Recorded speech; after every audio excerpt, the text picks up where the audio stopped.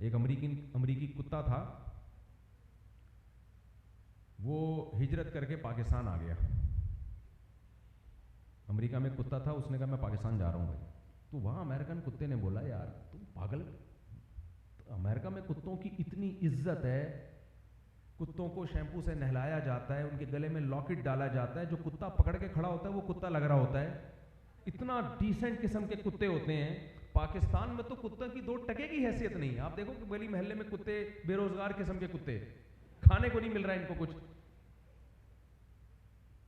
تو وہاں کیوں جا رہا ہے؟ اس نے کہا یار بھونکنے کی وہاں آزادی ہے، یہاں پر آزادی، وہاں جس کے منہ میں جو آتا ہے بول دیتا ہے. تو مجھے یہ ڈیسنٹ ماحول پسند نہیں ہے. پھر جنت میں دال چاول کے سوا کچھ بھی نہیں ملے گا. ایک آدمی کو خواب آیا تو اس کو خواب یہ آیا کہ میں مر گیا ہوں اور جنت جہنم. تو اس نے جہنم میں جا کے دیکھا، دیگیں خواب ہے نا، کوئی حقیقت تھوڑی ہے، اس کو سیریس نہیں لے لینا بھائی. جہنم میں جا کے دیکھا دیگوں پہ دیگیں، جنت میں گیا دال چاول. اس نے فرشتوں سے بولا یہ کیا مذاق ہے یار، جہاں دیگیں ہونی چاہیے وہاں ہے نہیں، جہاں نہیں ہونی چاہیے تھی جنت میں دال چاول کیوں؟ فرشتوں نے بولے 4 آدمیوں کے لیے دیکھ پکائیں گے ہم، بندہ ہی نہیں ہے بھائی یہاں پہ. 4-6 آدمی آئے ہوئے تو ان میں پروفیسر غامدی صاحب، کیونکہ جو ان کو سنتا ہے اس کا خیال ہے یہی ہیں، باقی سب پوری امت، امام حنیفہ، امام شافعی، امام مالک، محدثین، فقہا سب فارغ تھے، سارے علماء صلحاء سب فارغ ہیں. دین اصل میں کس پہ اترا ہے؟ ان کو سننے والے وہ سمجھتے ہیں یہی ایک بندہ ہے بس، کیونکہ انہوں نے پوری امت کو گمراہ قرار دے دیا ہے، زبان سے نہیں لیکن اپنے فتووں سے، اپنی باتوں سے. پوری امت کہتی ہے عیسیٰ ابن مریم آسمانوں پہ زندہ ہیں، قرب قیامت میں نازل ہوں گے. وہ کہتے ہیں نہیں، میں پوری امت، میں قرآن کو مانتا ہوں. بھائی آپ بھی قرآن کو مانتے ہو، ہم بھی مانتے ہیں، لیکن پوری امت صحیح مان رہی ہے. آپ ایک نئی چیز مارکیٹ میں لے کر آ رہے ہو، آپ غلط تشریح کر رہے ہو. اس کی پوری امت غلط نہیں ہو سکتی. یہود و نصارہ میں پوری امت غلط ہو سکتی تھی کیونکہ نئے نبی نے آنا ہے، یہ امت کی گارنٹی اللہ نے لی ہے، یہ نہیں غلط ہو سکتی. سمجھ رہے ہو کہ نہیں سمجھ رہے؟ لا تجتمع امتی علی ضلالہ، اس میں حدیث موجود ہے، میری امت گمراہ نہیں ہوگی. من حیث الامہ. کسی نے بزرگوں کا مفہوم یہ بیان کیا کہ بابے سارے غلط، بابے سارے کیا ہیں؟ غلط. بابے تو شے کوئی نہیں، تو وہ سارے بابے کیا ہو گئے؟ گمراہ ہو گئے. تو ان کے لسنر سمجھتے ہیں یہی بندہ ٹھیک ہے، تو وہ دوسرا ہو گیا جنت میں. ٹوٹل کتنے چلے گئے؟ 2-4 اور ملا لیں آپ، جن کو سنو تو ایسا لگتا ہے بھئی یہی ہے، باقی تو سب ایسے ہی بیکار تھے، انہی کو انہوں نے قرآن کو سمجھا ہے. تو وہ فرشتے اس سے کہہ رہے تھے 4-6 آدمی آئے ہیں. تو ہم نے کہا کیا وہ حوریں اور شہد کی نہریں، بندہ ہی نہیں ہے نا. ابھی چھوڑو، کیوں میں نام لے کے پھر لڑائیاں، پھر پہلے تم لوگ لڑاتے ہو آپس میں، پھر بولتے دیکھو یہ لوگ لڑ رہے ہیں آپس میں. تو اس لیے بھائی ایسا نہیں ہے، یہ امت بانج نہیں ہے، سمجھتے ہو؟ یہ امت بانج نہیں ہے. تیل کے حساب سے بد دعا نہیں لینا چاہتا. کیا خیال ہے؟ میں نے کہا میرا تو بھوک بھی نہیں ہے مجھے، لیکن بہرحال انہوں نے اکرام کیا، عزت دی، تو میں تو نہیں چاہ رہا کہ میری دعوت ہو، مجھے تو بھوک بھی نہیں ہے. لیکن بہرحال جب عزت دی ہے تو انسان بیٹھے گا نا دسترخوان پہ. اب کیا ہوگا؟ یہ تصویر چلی جائے گی نیٹ پہ، بٹیر رکھے ہوئے 50 بٹیروں کے جنازے ایک ساتھ ہیں، یہ تصویریں جائیں گی. پھر 50 مرغوں کے جنازے ایک ساتھ. اور ظاہر ہے دینی مدرسہ ہے تو سارے علماء، اور مدرسے میں بھی کسی سیٹھ نے تعاون کر دیا ہوگا کہ یار مہمان آ رہے ہیں تو یہ 50 بٹیرے، یہ نہیں کہ کچھ چندے کے پیسوں سے لیے بٹیرے، کسی نے تعاون کر دیا ہوگا. اب جب یہ تصویر جائے گی میڈیا پہ تو ایک طرف بھوکے بچوں کی تصویریں، یہ لوگ یہ شرارت کر رہے ہوتے ہیں، فلسطین کے غزہ کے بھوکے بچوں کی بیچاروں کی تصویریں، شہداء کی لاشیں، اور ادھر بٹیرے.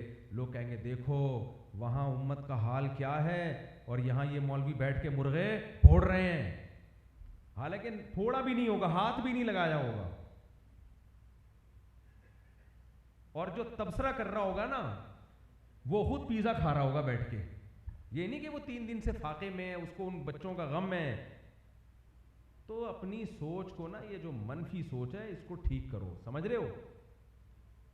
یہ مولوی وہ طبقہ ہے جس کو لوگ کھلاتے بھی ہیں اور جب کھاتا ہے تو کہتے ہیں مولوی کھا رہا ہے. کھلاتا کون ہے بھائی؟ کھلاتے بھی ہیں, نہیں کھاؤ تو غصہ بھی کرتے ہیں, اور جب کھائے تو لوگ کیا کہتے ہیں؟ کھائی. مولانا اسلم شیخو پوری شہید رحمۃ اللہ علیہ کا ایک مضمون آیا تھا اخبار میں, بڑا زبردست. اس مضمون کا نام تھا ملامتی طبقہ, یعنی وہ طبقہ جس کو ہر صورت میں ملامتی ہوگی. پھر فرمایا کہ وہ طبقہ ہے مولوی. کہا کھائے تو کھاتا ہے, نہیں کھائے تو بد اخلاق ہے, دعوتیں ٹھکراتا ہے. ہمارے نبی تو دعوتیں قبول کیا کرتے تھے. اگر یہ اچھا کپڑا پہنے, دیکھو ہمارے نبی تو سادہ تھے, پیون زدہ کپڑے پہنتے تھے. اگر یہ پھٹے پرانے کپڑے پہنے, لو ان کو کپڑے پہننے کی تمیز ہے نہیں اور تہذیب سکھانے نکلے ہیں یہ. سمجھ رہے کہ نہیں سمجھ رہے؟ حکومت کی مخالفت کرے, لو یہ ہمیشہ مخالف پالیسی میں چلتے ہیں, یہ کبھی ملک میں امن چاہتے ہی نہیں ہے. حکومت کے کسی کام کی تعریف کرے, دیکھا حکومت کے پٹھو. انہی لوگوں کے بارے میں حدیثوں میں آتا ہے کہ درباری لوگ ہوں گے, سرکاری لوگ ہوں گے. کسی حال میں خوش نہیں ہے, کسی حال میں خوش نہیں. انگلش نہیں آتی تھی مولویوں کو, لوگ کہتے تھے یہ دیکھو جاہل لوگ ہیں, انگلش نہیں آتی. انگلش بولتے ہیں, یہ روحانیت ہے ان میں, اپنی زبان چھوڑ کے غیروں کی زبان سیکھ رہے ہیں. سمجھ میں آئی میرا خیال ہے بات؟ نہیں آئی سمجھ؟ تو کسی حال میں خوش نہیں ہو بھائی. تو مجھے ایک قصہ یاد آ رہا ہے اس پہ. ایک آدمی اپنے بیٹے کے ساتھ سفر کر رہا تھا, سواری ایک ہی تھی, گدھا. پہلے زمانے میں گدھوں پہ سفر ہوتا تھا. کیا ہو گیا بھائی, یہ شور شرابے کی آوازیں کیوں آ رہی ہیں؟ بھائی جب کہا جا رہا ہے بیٹھ جائیں تو بیٹھ جائیں نا پھر, ٹھیک ہے نا. جو گارڈز ہیں ان کو پریشان نہ کریں. یہ دروازہ کھول دیں, یہ بیگ اٹھا دیں, باہر والے بیچارے اشارہ کر رہے ہیں دروازہ. ہاں یہ بیگ اٹھا دیں, جب اور اگلا دروازہ بھی کھول دیں. جو بھی سیکیورٹی گارڈ جو ہدایات دے رہے ہوتے ہیں تو اس کو فالو کیا کریں. اوپر سے آواز نہ آئے کسی کی بھی, وہ ایک ذمہ دار ساتھی اوپر چلا جائے. یہ بھی ایک مسئلہ ہے, گارڈ نہ رکھو اور شہید ہو جاؤ. لوگ کہتے ہیں یار کوئی سیکیورٹی کا انتظام, گارڈ رکھو تو کہتے ہیں اللہ پہ توکل نہیں ہے, اللہ پہ اعتماد نہیں ہے. تو اس پہ ایک آدمی تھا, اپنے بیٹے کے ساتھ سفر کر رہا تھا, سواری ایک ہی تھی, گدھا ایک ہی تھا. تو بچے نے کہا ابو سے آپ بیٹھ جاؤ, آپ بڑے ہو. اب باپ بیٹھ گیا گدھے پہ, بچہ گدھا چلا رہا ہے. لوگ نے کہا یہ دیکھو یار, اپنے باپ ہونے کا ناجائز فائدہ اٹھا رہا ہے. چھوٹا بچہ ہے یار, وہ کمزور ہے, اس کو بٹھاتا, باپ بنا دیا اللہ نے تو اس کا ناجائز فائدہ. تو اس کو لگا کہ یار یہ بات درست ہے, یہ نیچے اترا, بچے کو بٹھا دیا اس نے. جب بچے کو بٹھایا تو اب لوگ کہہ رہے ہیں کہ ابھی سے بدتمیز بنا رہا ہے بچے کو, ہیں بچے کو ابھی سے بدتمیز بنا رہا ہے, باپ کا ادب احترام نہیں سکھا رہا, خود پیدل چل رہا ہے اور بچے کو کہاں بٹھا دیا؟ گدھے پہ. یہ بھی غلط ہو گیا. تو دونوں بیٹھ گئے گدھے پہ. آگے گزرے ہیں, لوگوں نے کہا ایک سواری ہے, دو بندے بیٹھے ہوئے ہیں, یہ گھوڑا تھوڑی ہے, یہ کوئی اونٹ تھوڑی ہے. اس جانور پہ رحم نہیں کر رہے, اس کے گدھے ہونے کا ناجائز فائدہ اٹھا رہے ہیں. میں نے کہا یار یہ بھی غلط ہو گیا. تو اترے دونوں نیچے اور گدھا خالی. لوگوں نے کہا گدھا وہ ہے, حرکتیں ان کی ہے گدھے والی, ہونا ان کو چاہیے تھا. اللہ نے دم اس کے لگا دی, لیکن لگنی ان دونوں کے چاہیے تھی. سواری موجود ہے مگر پیدل جا رہے ہیں. تو انہوں نے آگے پانی تھا, دریا تھا, اس میں گدھے کو پھینک دیا اٹھا کے. میں کہتا ہوں کہ اب تک تو وہ گدھے نہیں تھے, لیکن یہ کام کر کے سرٹیفائڈ گدھے بن گئے کہ نہیں بن گئے؟ اس لیے کہ لوگوں کی باتوں میں آ کے اپنا نقصان کر دیا. بھائی تمہیں جو سمجھ میں آ رہا ہے تم وہ کر لو. لوگوں کا کام ہے باتیں کرنا, وہ باتیں کرتے رہیں گے, کیونکہ باتیں کرنے پر گورنمنٹ کی طرف سے کوئی پابندی نہیں. پاکستان میں تو کوئی پابندی نہیں. ایک امریکی کتا تھا, وہ ہجرت کر کے پاکستان آ گیا. امریکہ میں کتا تھا, اس نے کہا میں پاکستان جا رہا ہوں بھائی.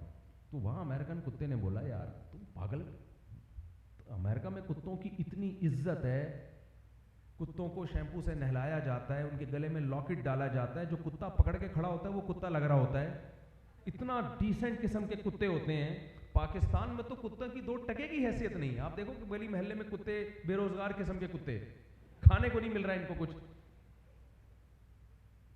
تو وہاں کیوں جا رہا ہے؟ اس نے کہا یار بھونکنے کی وہاں آزادی ہے, یہاں پر آزادی, وہاں جس کے منہ میں جو آتا ہے بول دیتا ہے. تو مجھے یہ ڈیسنٹ ماحول پسند نہیں ہے. تو بات کو میں سمیٹتا ہوں, تو آگے ایک اور حدیث ہم نے پڑھنی ہے. تو بھائی علماء کی قدر کرو, باقی سب میں خامیاں ہوتی ہیں. مولانا لوگ بھی انسان کے بچے ہوتے ہیں, ظاہر ہے ان کے بھی پیٹ لگا ہوا ہے, بھوک ہے, خواہشات ہیں, غلطیاں ان سے بھی ہو سکتی ہیں. لیکن ایک بات ہے کہ اس امت کو اللہ نے جو مہلت دی ہے وہ اسی وجہ سے دی ہے کہ اس امت سے اللہ خیر کا کام لے گا. اس امت میں خیر ہمیشہ غالب رہے گی, ہمیشہ خیر غالب رہے گی. تو اپنے مدرسوں سے بھی محبت کریں, علماء سے بھی محبت کریں, صلحاء سے بھی محبت کریں. ہاں معاملات میں کوئی عالم کوئی عامی نہیں ہے, معاملات میں سب کے ساتھ ایک نمبری. کیا مطلب معاملات کا؟ بس یہ بات کر کے پھر میں بس ترمذی کی حدیث کا ترجمہ کر کے ختم کرتا ہوں اپنی بات. معاملات کا مطلب کیا ہے؟ جب ہم یہ کہتے ہیں نا علماء سے عقیدت کرو, علماء سے محبت کرو, تو پھر کیا ہوتا ہے؟ ایک بندہ آتا ہے, ایک مولوی صاحب آتے ہیں, مدرسے سے فارغ ہوتا ہے, وہ کسی سے ادھار مانگتا ہے, یار 1 لاکھ روپے ملیں گے. آپ نے حدیث سنی ہوتی ہے, علماء سے سنا ہوتا ہے, علماء کی قدر کرو, آپ نے اٹھا کے 1 لاکھ روپے اس کو پکڑا دیا. اس کے بعد وہ مارکیٹ سے شارٹ, پھر آپ اس سے پیسے مانگتے ہو, بھائی میں نے 1 لاکھ روپے آپ کو 1 مہینے کے وعدے پہ دیے تھے, کائنڈلی آپ دیجئے. پھر وہ جواب میں کہے علماء کا احترام کرو, پھر ہا بھی حلق سے نکلتا ہے, عین بھی بولو حلق سے نکلتا ہے. علماء کے احترام کرو. او بھائی یہ عالم نہیں ہے, جو پیسے لے کے ٹائم پہ نہیں دے رہا, یہ عالم بولو نہیں. عالم کا مطلب صرف مدرسے سے فراغت نہیں ہے. ہمارے حضرت فرمایا کرتے تھے کہ جس کے پاس عمل نہیں ہے وہ عالم ہو ہی نہیں سکتا. اس لیے جو علانیہ کبیرہ گناہ میں مبتلا ہے, دیکھو کسی کی پرائیویسی میں ہمیں دخل اندازی کی اجازت نہیں ہے. کون چھپ کے کیا کر رہا ہے, کس کے موبائل میں کیا ہے, یہ تو اللہ جانے, اللہ حساب لے گا. اس لیے علماء 2 شرطیں لگاتے ہیں, علانیہ اور کبیرہ. صغیرہ گناہ ہے لیکن علانیہ ہے وہ بھی معاف. ہر شخص سے غلطیاں, کچھ گناہ چھوٹے موٹے ہوتے ہیں, صغیرہ ہوتے ہیں. اللہ نے قرآن میں کیا کہا ہے؟ ان تجتنبوا کبائر ما تنہون عنہ نکفر عنکم سیئاتکم. کبیرہ گناہوں سے بچو گے تو چھوٹی موٹی خطائیں معاف کر دوں گا. تو وہ مولویوں کی بھی چھوٹی موٹی معاف ہو جائیں گی. لیکن پیسے لے کے کھا جانا یہ صغیرہ گناہ ہے, کبیرہ گناہ ہے؟ مسجد کا چندہ کھا جانا صغیرہ گناہ ہے, کبیرہ گناہ ہے؟ یہ تو کبیرہ ہے, یہ تو اکبر الکبائر ہے. بہنوں کو وراثت نہ دینا صغیرہ ہے, کبیرہ ہے؟ اب کوئی مولانا صاحب ہے بہن کو وراثت ہی نہیں دے رہے. آج کل کیا ہوتا ہے, جب بہن بڑے بھائی سے وراثت مانگتی ہے تو بڑا بھائی کہتا ہے تم نے کیا بڑے بھائی کے حقوق نہیں پڑھے ہیں اسلام میں؟ کیسے بات کی جاتی ہے بڑے بھیا سے؟ بھائی حقوق پڑھے ہیں. میرے پاس جب ایسا کیس آتا ہے نا, بہنوں کو بڑا بھائی وراثت کھا کے بیٹھا ہوتا ہے, تو بہنیں کہہ رہی ہوتی ہیں ہم جب وراثت مانگتے ہیں تو وہ کہتا ہے تم کیسے بات کر رہی ہو مجھ سے, تم اسلام کیا کہتا ہے, رشتہ داری تم توڑ رہی ہو. میں کہتا ہوں کہ بھائی اپنا پیسہ لو, کیا کرو, آرام سے مانگو, محبت سے مانگو, نہیں دے تو سختی سے مانگو. ایسی صورت میں بدتمیزی کا گناہ بھائی کو ہوگا جو نہیں دے رہا. جو فساد کی بنیاد بنتا ہے, رشتہ توڑنے کی بنیاد بنتا ہے, گناہ اس کو ہوتا ہے. سمجھ میں آ رہی ہے بات کہ نہیں آ رہی؟ جو توڑنے کی بنیاد بنتا ہے نا, حدیثیں سنانا شروع کر دیتے ہیں فوراً, بھائی تو اس کا حق دے یار. اب وہ حق مانگ رہی ہے, گھر میں لڑائی ہو رہی ہے, نفرتیں پیدا ہو رہی ہیں, تو سارے خاندان والے اس عورت کو ملامت کرتے ہیں, اس کی وجہ سے نفرتیں پیدا ہو رہی ہیں. اس کی وجہ سے نہیں ہو رہی ہیں, جو اس کو اس کا حق نہیں دے رہا اس کی وجہ سے نفرتیں پیدا ہو رہی ہیں. سمجھتے ہو بات کو کہ نہیں سمجھتے ہو؟ آپ سے کوئی پیسے لے کے کھا گیا, آپ تو مانگو گے, آپ کا حق ہے شریعت میں. اب آپ لڑ رہے ہو, تو آپ جب لڑ رہے ہو, اس سے سختی سے بات کر رہے ہو, مجھے میرا حق دو, وہ نہیں دے رہا, لڑائیاں ہو رہی ہیں, تو ہماری قوم کی عادت ہے دونوں کو برا بلا کے دیکھو نیک ہو کے لڑ رہے ہیں آپس میں, دو داڑھی والے آپس میں لڑ رہے ہیں. بھائی ہو سکتا ہے ایک داڑھی والے نے دوسرے داڑھی والے کا حق کھایا ہو, تو اس کا لڑنا بجا ہے, اس کا لڑنا غلط ہے. ملامت اس کو کی جائے گی جو غلط چیز پہ لڑ رہا ہے, جو صحیح چیز پہ لڑ رہا ہے اس کا تو حق ہے. بھائی نہیں آ رہی سمجھ میں میرا خیال ہے. دیکھو گلی میں دو بندوں کی لڑائی ہو رہی ہے اور لوگ جا کے دونوں کو چپت مارتے ہیں اور پھر کہتے ہیں یہ دیکھو لڑ رہے ہیں, وہاں اخلاق پر بیان کرتے ہیں, ادھر لڑ رہے ہیں آپس میں. بھائی لڑ رہے ہیں, ہو سکتا ہے ایک ظلم کر رہا ہو, دوسرا کیا کر رہا ہو, دفاع کر رہا ہو. موسیٰ علیہ الصلوۃ والسلام جب نکلے شہر میں مصر میں, تو آپ نے دیکھا ایک فرعونی کو کہ وہ بنی اسرائیلی پر ظلم کر رہا ہے, لڑ رہا ہے. تو موسیٰ علیہ السلام گئے دفاع کے لیے, بنی اسرائیلی کو چھڑانے کے لیے. چھڑانے کے لیے ضروری تھا کہ ایک مکہ لگایا جائے, کس کو, فرعونی کو. وہ تمیز سے بات سمجھنے والا نہیں تھا, اس کو ایک عدد چماٹے کی ضرورت تھی. اب اگر ہم لوگ وہاں کھڑے ہوتے یا آج کا کوئی فسادی آدمی ہوتا, وہ دیکھ لیتا موسیٰ علیہ السلام نے رکھ کے لگایا چماٹا, تو کہتا دیکھو پیغمبروں کے اخلاق تو بڑے اچھے ہوتے ہیں, اتنے میٹھے اخلاق, سب سے اعلیٰ اخلاق پر پیغمبر ہوتے ہیں, اور یہ کلیم اللہ ہو کے بندوں کو چماٹے مارتے پھر رہے ہیں. یہ تبصرہ ہوتا کہ نہیں ہوتا؟ صحیح تبصرہ ہوتا, غلط ہوتا, غلط ہوتا. بھائی وہ ظلم سے بچنے کے لیے ظالم کو مار رہے ہیں. ہر لڑائی بری نہیں ہوتی, وہاں نہ لڑنا برا تھا تو ظلم سے بچنے کے لیے اس کو تھپڑ مار رہے ہیں. لیکن حضرت موسیٰ کو علم نہیں تھا کہ میرے چماٹے میں اتنی طاقت ہے کہ یہ بندہ ہی کلٹی ہو جائے گا. حضرت موسیٰ نے تو لڑائی چھڑوانے کے لیے تھپڑ مارا, لیکن پیغمبروں میں بہت طاقت ہوتی ہے. تو جب تھپڑ مارا ہے فقضا علیہ, وہ بندہ وہیں پر اس کا انا للہ ہو گیا. حضرت موسیٰ پریشان ہوئے, یہ کیا ہو گیا, میرا ارادہ قتل کرنے کا نہیں تھا. تو اس لیے جو ظلم کرتا ہے اور ظلم کی وجہ سے رشتے توڑتا ہے, تو رشتے توڑنے کی نسبت اس ظالم کی طرف ہوگی, اس کی طرف نہیں ہوگی جو اپنا حق مانگ رہا ہے. آج حق مانگنے والے پہ اس طرح مسجد کمیٹی میں کوئی دھاندلی ہو رہی ہے, کھائے جا رہے ہیں پیسے, بھائی پھر تو پوچھا جائے گا حضرت کچھ کا حساب ہونا چاہیے پیسوں کا, یہ پیسہ کہاں سے آ رہا ہے, کدھر جا رہا ہے. اب کوئی کہے نہیں علماء کا احترام کرو, تو کہو حضرت آپ خود نہیں احترام کروانا چاہ رہے اپنا, یہ تو نہیں کہ پیسہ آئے جائے کوئی پوچھنے والا ہی نہ ہو. تو یہ نہیں ہوتا. کسی کا بھی حق کوئی کھا کے مر جائے گا تو ہمارے نبی کبھی بھی ان کا جنازہ نہیں پڑھاتے تھے.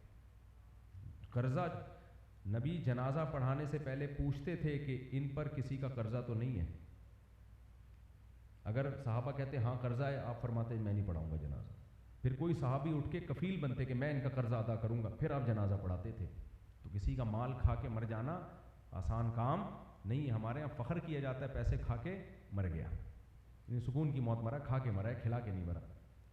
تو اس لیے اس امت میں میرا مقصد ہے معاملات میں آج کل یہ بھی بڑا مسئلہ ہوتا ہے. مائیں کہتی ہیں ہماری بیٹی کے لیے عالم کا رشتہ آیا ہے, تو عالم کا رشتہ ہے آنکھ بند کر کے دو. میں کہتا ہوں نہ بھائی ہم عالم الغیب نہیں ہیں, عالم کا ہو یا جاہل کا ہو, غیر عالم کا ہو, نہ پہلے دیکھا جائے گا یہ معاملات میں ایک نمبر ہے یا نہیں ہے. تو معاملات میں اجنبیوں کی طرح معاملہ کیا جاتا ہے, سمجھ رہے ہو, خوب چھان پھٹک کے معاملہ کیا جاتا ہے. ادھار دینے سے پہلے, رشتے دینے سے پہلے, اس میں تو شریعت نے حکم دیا ہے ایسے جیسے کوئی دشمن تمہارا, جیسے دشمن کو نہیں پرکھا جاتا. آپ کسی کو سونے کی ڈلی پکڑاؤ تو کتنا چھان پھٹک کے پکڑاؤ گے کہ لے کے بھاگ نہ جائے, تو اپنی بیٹی ایسی پکڑا دو گے. تو ہمیں علماء کے احترام کا حکم ہے, لیکن جب معاملات کی بات آئے گی تو شریعت کہتی ہے, شریعت کا اصول اور ضابطہ ہے کہ عاملو کل اجانب, معاملات ایسے ہوں گے جیسے اجنبیوں سے ہوتے, چھان پھٹک کے. تو یہ ہے اعتدال کا راستہ. آج کچھ لوگ علماء کے بالکل خلاف ہو گئے ہیں, صبح و شام مولوی ایسے, یہ بھی غلطی پر ہیں. اور کچھ ایسے اندھی عقیدت میں پاگل ہو جاتے ہیں کہ کچھ بھی ہوتا رہے, ان کی عقیدت ہی ختم نہیں ہوتی. وہ بی بی تمیزہ کا وضو ہوتا ہے جو کبھی ٹوٹتا ہی نہیں. بی بی تمیزہ کو وضو نہیں آتا تھا, مولوی صاحب نے اسے کہا نماز پڑھا کرو, اس نے کہا وضو ہی نہیں آتا, تو انہوں نے کہا چلو میں تمہیں وضو کراتا ہوں. تو مولوی صاحب نے بی بی تمیزہ کو وضو کرایا, وضو سکھا دیا اس کو. وضو کرا کے وہ چلے گئے کہیں سفر پہ, کہیں بیرون ملک, 8-10 سال کے بعد آئے. بی بی تمیزہ سے پوچھا نماز پڑھتی ہو؟ اس نے کہا الحمدللہ 10 سال سے پڑھ رہی ہوں. کہا وضو کیا؟ وضو بھی کرتی ہو نا؟ کہ نہیں, وہ تو آپ کرا کے چلے گئے تھے نا. تو بی بی تمیزہ کا وضو، شادی بھی ہو گئی، بچے بھی ہو گئے، اب تک وضو 10 سال سے نہیں ٹوٹا. تو میرے بھائی بعض لوگوں کی عقیدت اتنی پکی ہوتی ہے کہ وہ مذہبی رہنما چاہے شرک کر رہا ہو، مزاروں پہ طواف کر رہا ہو، مزاروں پہ سجدے کروا رہا ہو اور شرکیہ باتیں پھیلا رہا ہو، مگر ان کی عقیدت ختم نہیں ہوتی. تو یہ والی عقیدت نہیں بھائی، پہلے قرآن و سنت ہے، باقی سب چیزیں اس کے بعد ہیں. اللہ عمل کی توفیق دے. اب میں ترمذی کی حدیث پڑھ کے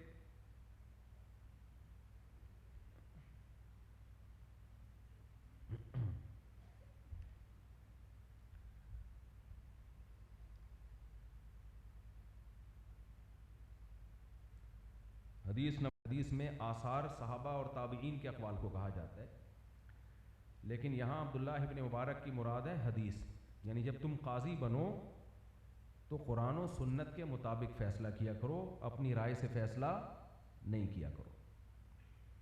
اس سے ہمیں حدیث کی حجت ہونے کا بھی پتہ چلتا ہے. آج بہت سارے اسکالرز ایسے مارکیٹ میں آ گئے ہیں جو کہتے ہیں حدیثیں محض ایک تاریخی کتابیں ہیں، ہم صرف قرآن کو مانیں گے. سمجھ رہے ہیں؟ حالانکہ جو یہ دعویٰ کرتا ہے نا ہم صرف قرآن کو مانیں گے، وہ قرآن کو بھی نہیں مان رہا ہوتا، کیونکہ قرآن ہی نے ہمیں حدیث کو ماننے کا حکم دیا ہے. میرا ایک بڑا مشہور مناظرہ واٹس ایپ پہ پڑا ہوا ہے، آڈیو مناظرہ ہے، وہ منکرین حدیث سے ہوا تھا. وہ کہہ رہے تھے بس ہمیں قرآن کافی ہے ہمارے لیے. میں نے کہا ٹھیک ہے قرآن کافی ہے، لیکن قرآن خود کہہ رہے لِتُبَيِّنَ لِلنَّاسِ مَا نُزِّلَ إِلَيْهِمْ. اے نبی قرآن کو ایکسپلین آپ کریں گے، تو نبی نے جو ایکسپلینیشن کی ہے قرآن کی وہی تو حدیث ہے. تو حدیث کے بغیر قرآن نہیں سمجھ میں آ سکتا. اطیعوا اللہ و اطیعوا الرسول، یہ اللہ کا حکم ہے. تو حجیت حدیث پہ تو علماء کے مقالے ہیں اور بہت کچھ علماء نے کہا ہے، وہ آپ کتابیں پڑھ سکتے ہیں. حضرت مفتی رشید احمد صاحب کا رسالہ بھی اصل فتاوی میں حجیت حدیث پہ. ابھی تو صرف یہ بتانا مقصد ہے عبداللہ ابن مبارک وہ محدث اور فقیہ ہیں جن کے پر ایک ذرا بھی منقول نہیں ہے.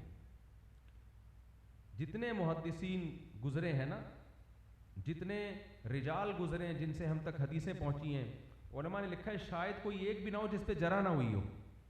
حتیٰ کہ امام بخاری پر بھی لوگوں نے جرح کی ہے، لیکن عبداللہ ابن مبارک کے بارے میں کوئی جرح منقول نہیں ہے. جرح کی دو قسمیں ہوتی ہیں، ایک قبول کی جاتی ہے، ایک ایسے ہی ضد اور تعنت کی. امام بخاری پہ اگر جرح ہوئی ہے وہ اس سے ضد اور تعنت کی بنیاد پہ ہوئی ہے. عبداللہ ابن مبارک رحمہ اللہ تعالی امام ابو حنیفہ کے شاگردوں میں سے ہیں، بہت بڑے محدث ہیں. تمام محدثین آپ کا اکرام کرتے ہیں. وہ فرماتے ہیں جب فیصلہ کرو تو پھر حدیث کو لازم پکڑو. تو ہماری نظر میں ائمہ مجتہدین کی نظر میں قرآن بھی حجت ہے اور حدیث بھی حجت ہے. آگے ابن سیرین رحمہ اللہ تعالیٰ کا قول ہے کہ تم یہ دیکھا کرو کہ حدیث لے کس سے رہے ہو. اس سے بھی ہمیں پتہ چلتا ہے کہ دین کی بات بھی ہر ایک سے نہیں لی جائے گی. کچھ لوگ حدیث کا معنی، حدیث کے الفاظ جانتے ہیں، اس کا مفہوم نہیں جانتے. مجتہدین حدیث کا مفہوم سمجھتے ہیں. نبی صلی اللہ علیہ وسلم نے فرمایا رب حامل فقہ غیر فقیہ، بہت سے لوگ علم کی بات جانتے ہیں سمجھتے نہیں ہیں. کچھ ایسے ہیں جو جانتے بھی ہیں اور سمجھتے بھی ہیں. تو جو جانتے بھی ہیں سمجھتے بھی ہیں ان کو اصطلاح میں فقہا اور مجتہدین کہا جاتا ہے، اور جو صرف جانتے ہیں حدیث کے الفاظ اس کا مفہوم نہیں سمجھتے ان کو غیر فقیہ کہا جاتا ہے. اور یہ ہم نے نہیں کہا، یہ کس نے کہا؟ نبی نے فرمایا. تو مشہور مجتہدین کون کون سے ہیں؟ 4 مشہور مجتہد. جیسے مشہور محدثین کون کون سے ہیں؟ امام بخاری، امام مسلم، امام ترمذی، امام ابو داؤد، امام نسائی، یہ سب مشہور ہیں نا. تو ایسے ہی امت میں قرآن و حدیث سے مسائل نکالنے کی جن کو صلاحیت اللہ نے دی تھی، جن کو مجتہدین اور فقہا کہا جاتا ہے، وہ مشہور کون کون سے ہیں؟ 4 مشہور ہیں. امام ابو حنیفہ رحمہ اللہ، امام شافعی رحمہ اللہ، امام مالک رحمہ اللہ اور امام احمد ابن حنبل رحمہ اللہ. پوری امت نے قرآن و حدیث میں جو مسائل کے احکام ہیں ان احکام میں ان پر اعتماد کر کے ان کو فالو کیا ہے. سمجھتے ہو کہ نہیں سمجھتے ہو؟ تو ان کے قول کو حدیث کے مقابلے میں نہیں لیا جاتا، حدیث کی تشریح میں لیا جاتا ہے.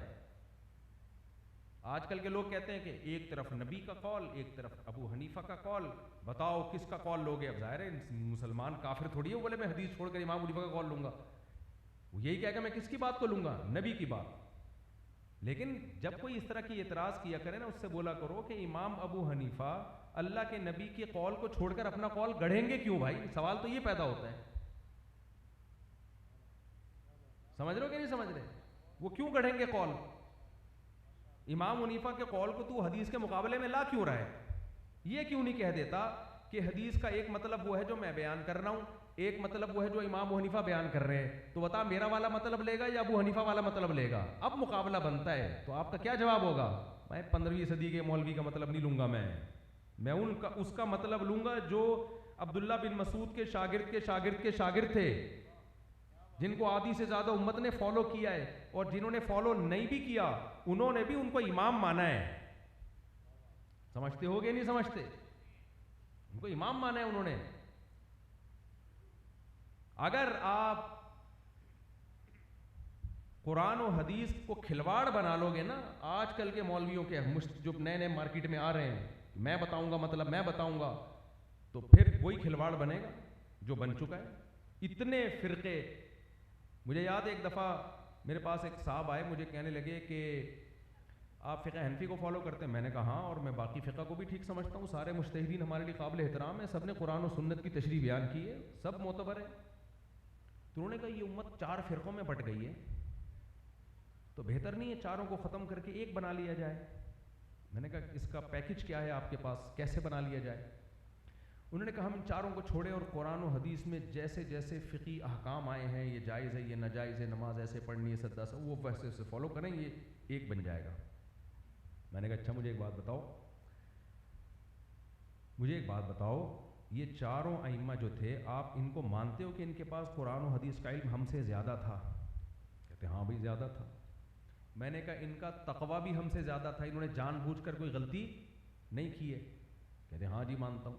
میں نے کہا ان کے اندر قرآن و سنت کو سمجھنے کی صلاحیت بھی ہم سے زیادہ، کیونکہ یہ تابعین تبع تابعین کے دور کے، ہم 15ویں صدی میں پیدا ہو رہے ہیں، یہ نبی کے دور کے زیادہ قریب ہیں. کہہ رہے ہیں ہاں یہ بھی مانتا ہوں. میں نے کہا ان چاروں نے ریسرچ کی تو 4 بن گئے. 1 ارب 22 کروڑ امت کے جب مسلمان ریسرچ سینٹر کھول کے بیٹھیں گے نا تو یہ ایک نہیں بنیں گے، 1 ارب 22 کروڑ فرقے بنیں گے. ہر شخص کا ریسرچ سینٹر اور ریسرچ پیپر کوئی نئی چیز مارکیٹ میں لا رہا ہوگا. یہ جتنے محققین مارکیٹ میں آ رہے ہیں ذرا آپ ان کی ریسرچ تو دیکھو، فلاں کی ریسرچ الگ، دوسرے کی ریسرچ الگ، تیسرے کی ریسرچ الگ، چوتھے کی ریسرچ الگ، اور ہر شخص کہہ رہا ہوتا ہے میں قرآن و حدیث کو مانتا ہوں، باقی کسی کو نہیں مانتا. ہر شاخ پہ الو بیٹھا ہے، انجام گلستان کیا ہوگا؟ جب آپ گلستان میں جاتے ہو، باغ میں جاتے ہو، ہر شاخ پہ تتلیاں بیٹھی ہوئی نظر آتی ہیں، کیا خیال ہے؟ ایک آدھ کہیں الو بھی نظر آ جاتا ہے جو باغ کا ماحول خراب کر دیتا ہے. برداشت کر لیتا ہے آدمی، چلو اتنی تتلیوں میں، حسن و جمال میں ایک آدھ الو افورڈیبل ہے، کیا خیال ہے بھائی؟ لیکن اگر ہر شاخ پہ ہی الو نظر آ رہا ہو، باغ کا بیڑا غرق ہوگا کہ نہیں ہوگا؟ جب سے یہ نئے نئے مارکیٹ میں آئے ہیں نا مجتہدین، میں قرآن حدیث کو میں مانتا ہوں. ابے ہم کیا ہم تورات انجیل کو مانتے ہیں کیا؟ ایک آدمی نے مجھے کہا تم امام حنیفہ کو مانتے ہو، قرآن حدیث کو کیوں نہیں مانتے؟ میں نے کہا امام حنیفہ کے تورات انجیل سے فتوے دیا کرتے تھے، وہ بھی تو قرآن و حدیث سے دیتے تھے، ان کا فتویٰ زیادہ قابل اعتماد ہوگا بنسبت تیرے فتوے کے. سمجھتے ہو کہ نہیں سمجھتے؟ ان کا فتویٰ زیادہ ریلائبل ہے، زیادہ قابل اعتماد ہے. پھر لوگ کہتے ہیں پھر ان میں اختلاف کیوں ہوا؟ اگر وہ قرآن حدیث سے فیصلہ کرتے تھے تو امام شافعی کی رائے بعض دفعہ مختلف ہوتی، امام حنیفہ کی رائے مختلف، 2 الگ الگ رائے کیوں آ رہی ہیں؟ میں نے کہا بھائی صحابہ بھی قرآن حدیث سے فیصلہ کرتے تھے، پھر بھی ان کی رائے میں اختلاف ہو جاتا تھا. بخاری میں حدیث موجود ہے. تو رائے کا اختلاف تو پڑھے لکھے لوگوں میں ہوتا ہے، اس میں دونوں رائے صحیح ہوتی ہیں. حدیث سے یہ بات ثابت، ابھی وقت کم ہے ورنہ میں حدیث سے سناتا. تو دونوں کا اختلاف ہو گیا، دونوں برحق ہیں، فالو ایک کو کرنا ہے، 2 کو فالو نہیں کیا جا سکتا.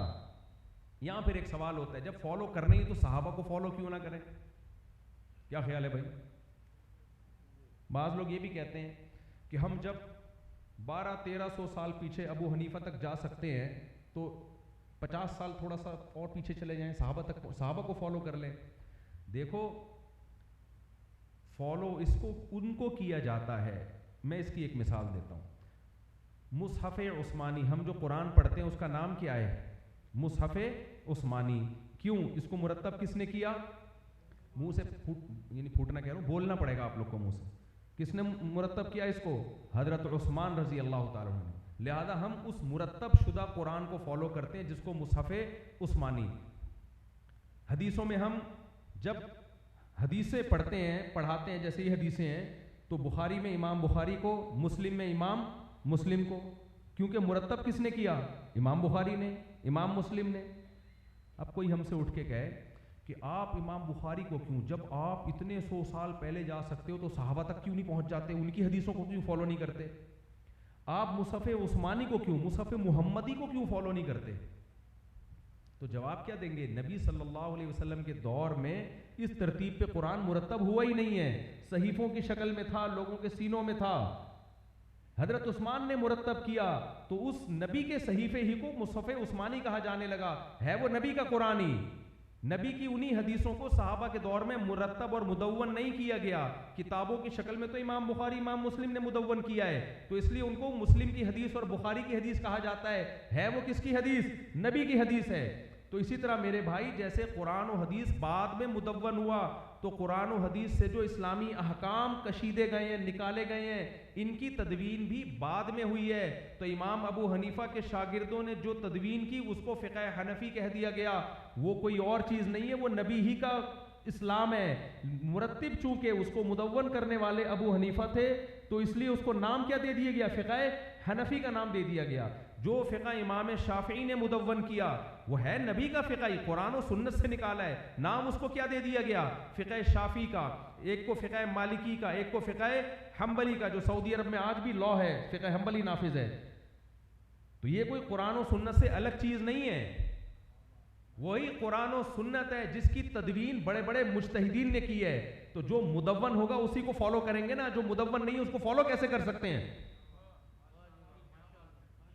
اب کوئی کہے حضرت عثمان کے مصحف کو کیوں فالو کرتے ہو؟ تو ابو بکر کا مصحف لے آ، ان کو فالو کر لیں گے بھائی رضی اللہ عنہ. تو لے آ مارکیٹ میں. یہ چاہ رہے کہ ہم اس کو فالو نہ کریں، ان کی کتابوں کے جو فقہ ہیں نا اس کو فالو کریں، جس میں ہر کتاب دوسرے سے ڈیفرنٹ، ہر فتویٰ دوسرے سے ڈیفرنٹ. یہ امت چلنے والی صدیوں سے امت جس ترتیب پہ چل رہی ہے وہ یہی ہے کہ چاروں میں سے کسی ایک کو فالو کرو اور دوسرے کو درست سمجھو. یہ صدیوں سے امت کبھی گمراہی پہ جمع ہو سکتی ہے؟ حدیث میں آتے ہیں میری امت گمراہی پہ جمع نہیں ہو سکتی. یہ میں ڈاکٹر ذاکر نائک کی تحقیق بتا رہا ہوں آپ کو، میں اس لیے ان کا نام لے رہا ہوں کہ لوگ ان پہ اعتماد کرتے ہیں، ورنہ یہ تو ایک ثابت شدہ حقیقت ہے. تو ڈاکٹر ذاکر نائک کی جو میں تحقیق جو ابھی بتا رہا ہوں، جو میں نے براہ راست سنی، ان کا تو سروے ہے، وہ تو محقق ہے نا، کیلکولیشن. وہ کہتے ہیں اس وقت نبی صلی اللہ علیہ وسلم کو جو فالو کرنے والے لوگ ہیں، اہل سنت والجماعت کی بات ہو رہی ہے اس میں، جو قرآن و حدیث کو حجت مانتے ہیں. جو اہل سنت والجماعت نہیں ان کی بات نہیں ہو رہی. بھائی ہم تو جنتی فرقہ کسے کہتے ہیں؟ جو قرآن و سنت کو مانتا ہے نا، اہل سنت والجماعت کو. تو اہل سنت والجماعت میں ڈاکٹر ذاکر نائک کی ریسرچ جو میں نے خود سنی، اور یہ ریسرچ مجھے پہلے بھی معلوم تھی لیکن ریفرنس ڈاکٹر صاحب کا دے رہا ہوں تاکہ آپ کو اور اطمینان ہو جائے، کہ اس وقت دنیا میں اہل سنت والجماعت میں 50% حنفی ہیں، 30% شافعی ہیں، 17% مالکی ہیں، 2% حنبلی ہیں، 1% ان کے علاوہ ہیں جو کسی مخصوص فقہ کو فالو نہیں کرتے. پھر ان میں ہر شخص کا اپنا ایک فقہ ہے، اس کی رائے ہے، دوسرے کی رائے ہو. تو یہ 99% جہنمی ہے، وہ 1% جنت.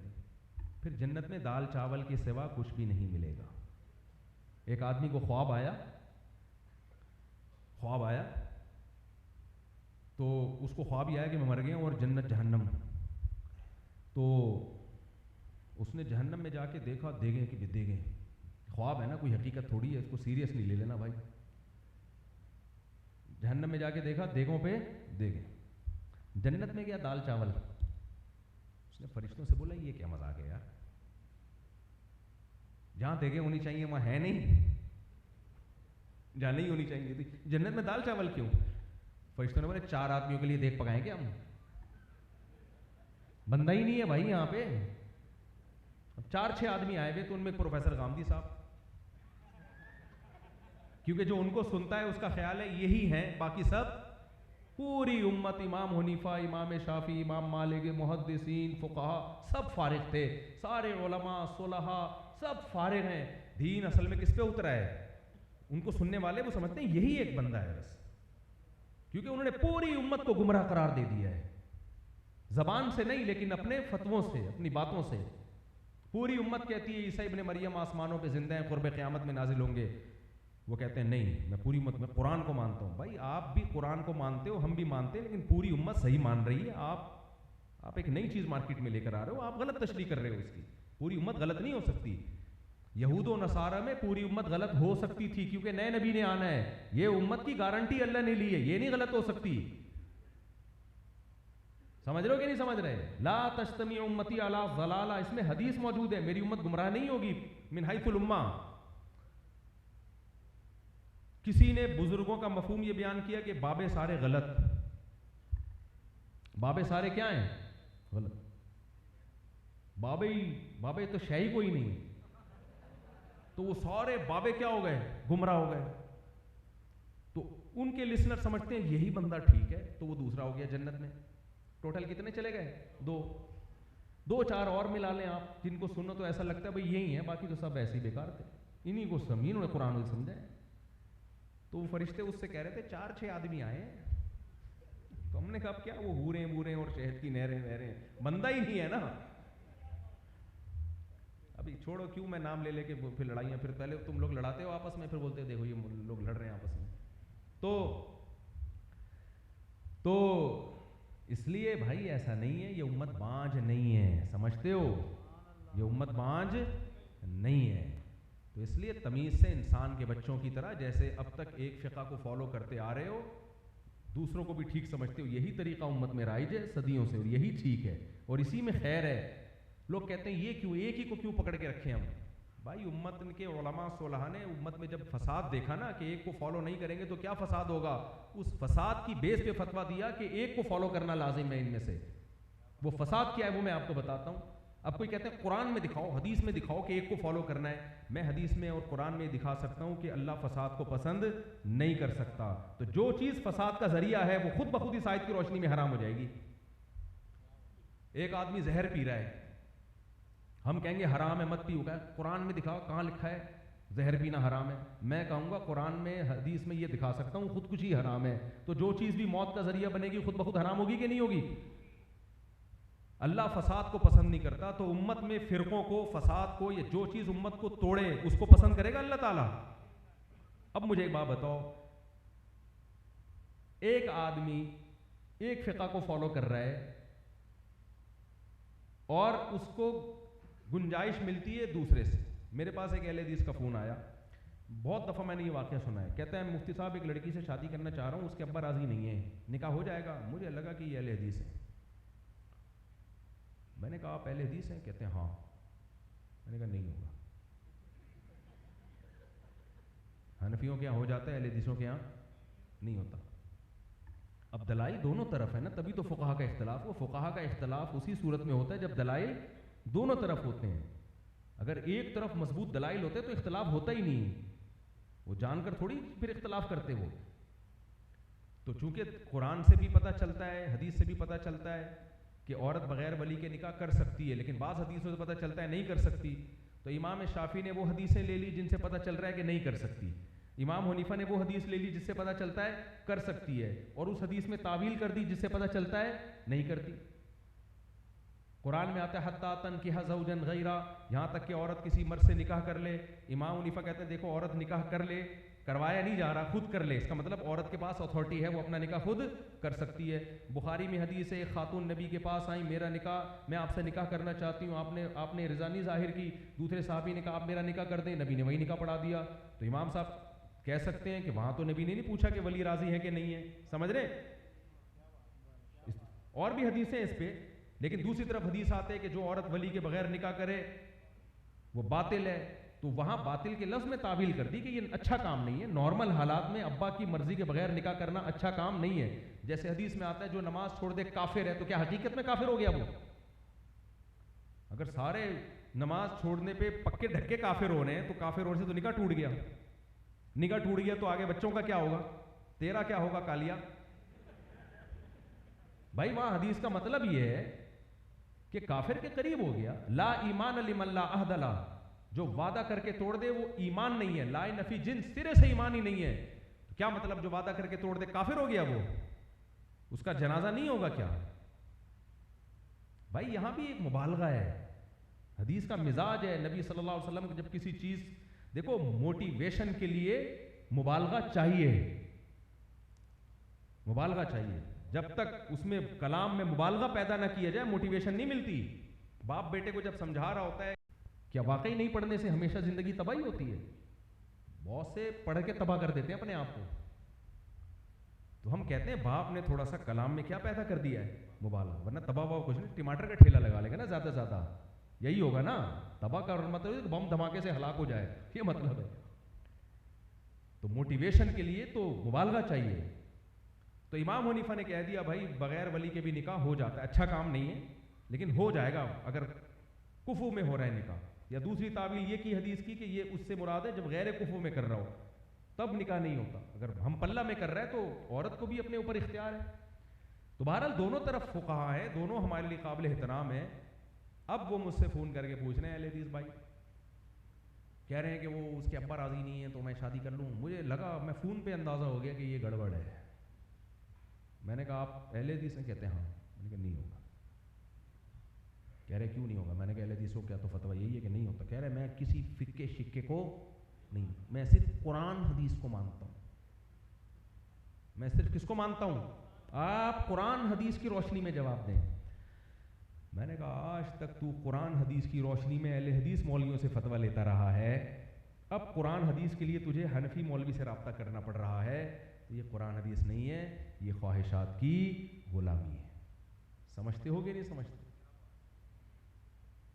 اس لیے کہا جاتا ہے ایک کو فالو کرو تاکہ اس کی آسانیاں بھی پھر اس کی مشکلات بھی.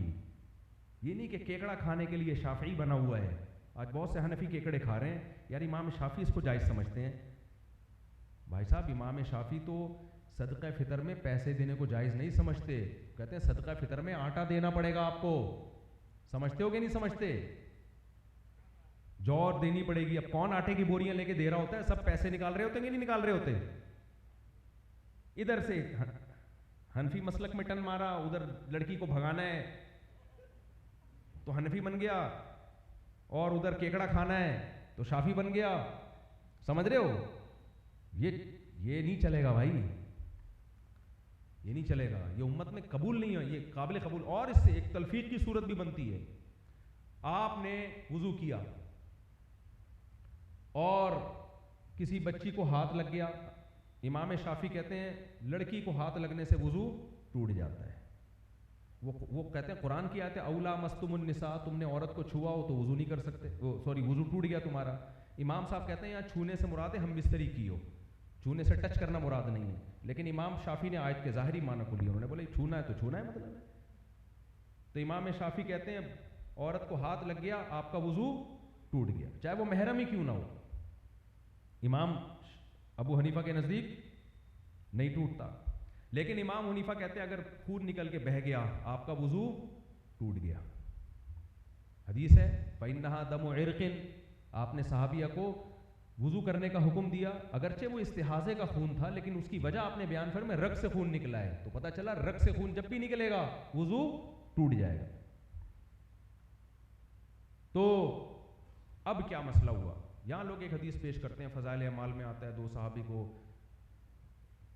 تیر لگا تھا، ان کے خون نکلتا رہا، پھر بھی نماز پڑھتے رہے، اور تم لوگ، نبی نے تو ان کو نماز لوٹانے کا حکم نہیں دیا، اور پھر بھی تم حنفی بس اندھے مقلد ہو اور کہتے خون نکلنے سے وضو ٹوٹ جاتا ہے. تو ان کا تو ٹوٹا نہیں، تم لوگ کے مولویوں نے تمہیں پتہ نہیں منجن بیچنے اپنے دکانیں چمکا رہے ہیں. یہ اسٹائل ہے بات کرنے کا. ان لوگوں سے میں کہتا ہوں کہ خون ناپاک تو تمہارے نزدیک بھی ہے یا نہیں ہے؟ کیا خیال ہے؟ یہ تو قرآن کہہ رہے خون نجس ہے.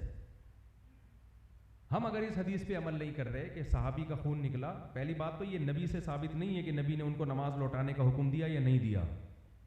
ان صحابی کی اپنی رائے بھی ہو سکتی ہے، لیکن آپ بھی اس صحابی کی رائے کو نہیں مان رہے اس لیے کہ خون ہے نجس. جب وہ نکلا تو کپڑوں پہ لگا کہ نہیں لگا؟ کیا خیال ہے بھائی؟ جب کپڑوں پہ لگ گیا تو کپڑے ہو گئے ناپاک، تو ناپاک کپڑوں میں نماز ہو جاتی ہے؟ آپ بھی اس کے قائل ہو کہ خون آلودہ کپڑوں میں نماز نہیں ہوتی، تو جو آپ اس حدیث کا جواب دیتے ہو وہی جواب ہماری طرف سے بھی ہے۔ سمجھتے ہو کہ نہیں سمجھتے؟ تو یا تو یہ حدیث منسوخ ہے یا نبی صلی اللہ علیہ وسلم کی پرمیشن نہیں ہے، اس میں ان کا اپنا اجتہاد ہے، کیونکہ اس حدیث پر تو کوئی بھی عمل نہیں کر رہا، کیونکہ کپڑے ناپاک تو بہرحال ہو گئے نا ان کے، اور ناپاک کپڑوں میں تو نماز نہیں ہوتی ہے، یا یہ ابتداء اسلام پر اس کو محمول کیا جائے گا۔ خیر، آپ نے کیا کیا؟ آپ نے کہا چونکہ امام ابو حنیفہ کے نزدیک خون نکلنے سے وضو ٹوٹ جاتا ہے، اب ہوا آپ نے کیا وضو، یہاں سے کٹ لگ گیا کہ غلطی سے خون نکل رہا ہے، لوگوں نے کہا بھائی تو وضو کر لے کیونکہ خون نکلنے سے وضو ٹوٹ جاتا ہے۔ آپ نے کہا امام شافعی کیا مسلمان نہیں ہے؟ امام شافعی تو کہتے ہیں خون نکلنے سے وضو نہیں ٹوٹتا، وہ بھی تو اسلامی ہے نا، وہ بھی تو مجتہد ہیں، تو میں امام شافعی کی رائے کو فالو کر رہا ہوں۔ قرآن میں کہاں لکھا ہے ابو حنیفہ ہی کو ماننا ہے تم نے؟ بھائی جو بھی ملے تمہیں، اچھا جی تھوڑی دیر میں کوئی بچی آئی، اس کو آپ نے پیار کیا، اب کسی نے کہا یار امام شافعی تو کہتے ہیں بچی کو ہاتھ لگانے سے وضو ٹوٹ گیا، آپ کہتے ہیں امام حنیفہ کیا مسلمان نہیں تھے ہیں؟ تو بتاؤ یہ دین کھلواڑ بنے گا کہ نہیں بنے گا؟ علامہ ابن تیمیہ رحمہ اللہ نے ایک بڑی زبردست مثال لکھی ہے، انہوں نے فرمایا امام شافعی کے نزدیک نا شادی میں گواہوں کا نیک ہونا بھی شرط ہے، سمجھ رہے ہو؟ امام ابو حنیفہ کے نزدیک صرف مسلمان ہونا کافی ہے، نیک ہونا شرط نہیں۔ یہ بڑی آسانی کر دی انہوں نے نا، نیک بندہ مارکیٹ میں ملتا ہے، اور جس کو نیک سمجھ کے لاتے 4 بچوں کے بعد پتہ چلتا ہے یہ نیک ہی نہیں ہے، یہ تو چرسی ہے۔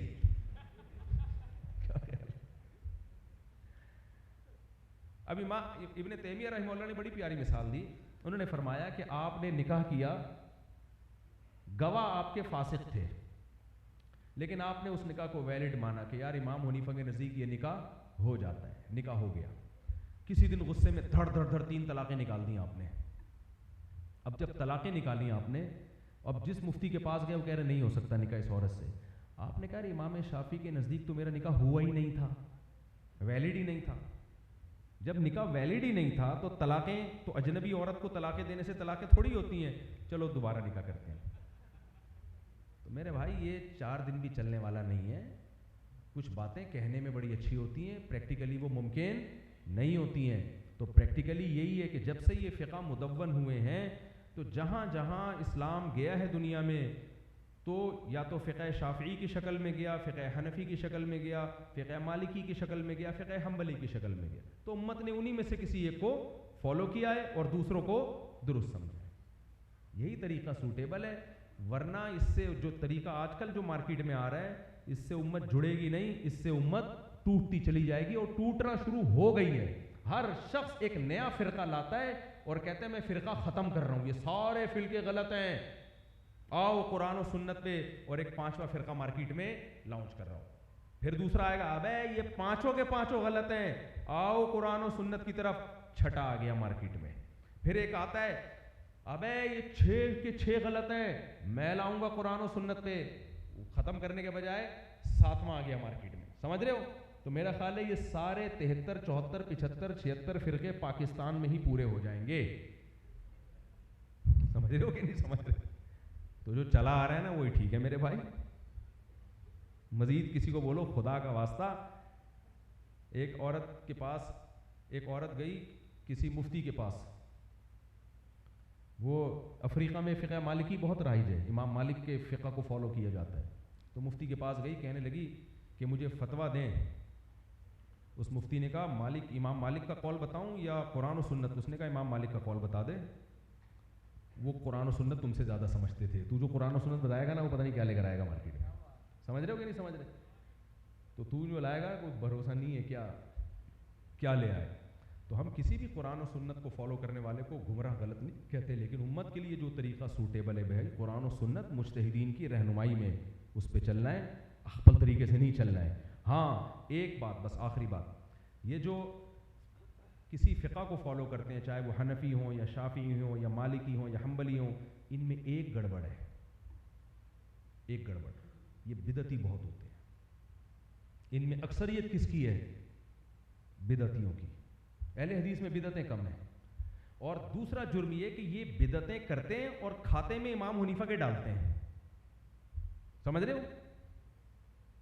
حالانکہ امام ابو حنیفہ بدعتی نہیں تھے.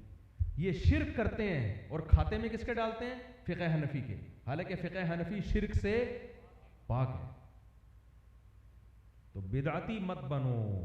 دین میں کوئی نئی چیز ایجاد کرنے کی تمہیں اجازت نہیں ہے. دین میں پیر کو فالو کرنے کا، اگر وہ قرآن و سنت کو فالو کرتا ہے تو فالو کرنے کا حکم ہے.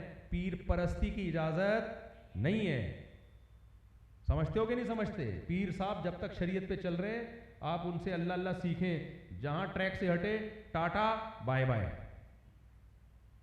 بعض لوگوں نے پیر بنا لیا پھر کہتے ہیں بھائی یہ عجیب سا حساب ہے، یہ نہیں چلے گا ہمارے لیے.